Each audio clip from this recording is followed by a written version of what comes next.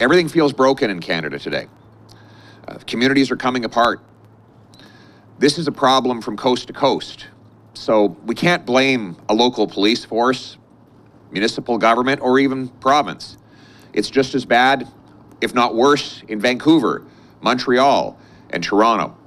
Obviously, the problem is national in nature, and it has happened after 8 years of Justin Trudeau. Why is it happening? One, people are falling into poverty. You got a fifth of people are cutting their groceries, or they're cutting their meals because they can't afford to eat. And so then they're ending desperate and on the streets and addicted to drugs.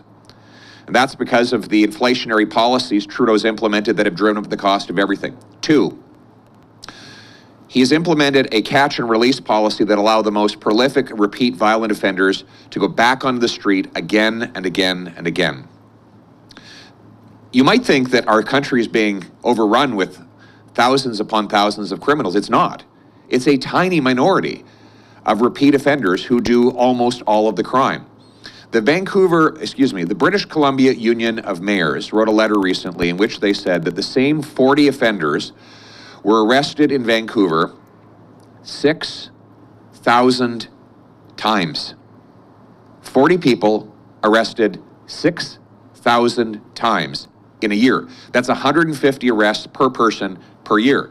Now, if you take those 40 people and put them behind bars, you would have spared 6,000 people the victimhood of having been attacked on the street with an ice pick or lit on fire or robbed at gunpoint. 40 people. Now, why are the same 40 people being released again and again? Well, Trudeau's bail law requires they be released. So police arrest the same people often 3 or 4 times in the same day. But we need to get rid of Trudeau's broken bail system and replace it with a common sense bail law that says if you have multiple prior convictions for violent offenses and you are rearrested, you don't get out on bail until you're either acquitted or convicted and complete your sentence. And the final thing is that Trudeau's approach of flooding our streets with the most dangerous drugs under the so-called slogan of safe supply has been a total disaster. We see it in Vancouver, where the number of overdose deaths is up 300% under Trudeau and the NDP in that province.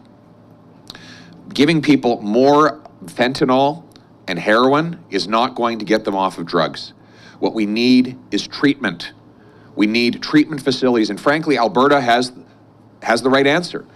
The Alberta government is doubling the number of treatment beds from 4,000 to 8,000, which will allow addicts to get detox, treatment, counseling, life skills, and back on the street for a drug-free life.